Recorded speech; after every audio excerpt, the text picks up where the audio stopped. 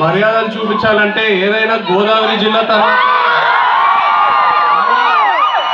ఒక మంచి సినిమా మీకు ఇస్తే కలెక్షన్స్ ద్వారా మర్యాదలు ఎలా చూపిస్తారో నాకు ఇప్పుడు పర్సనల్ గా తెలిసింది తండేల్ సినిమా ద్వారా.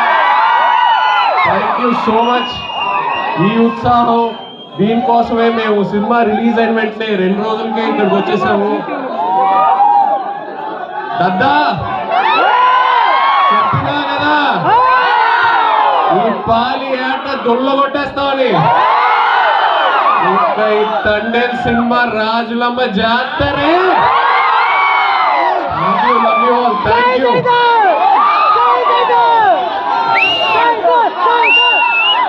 Rajahmundry love you all.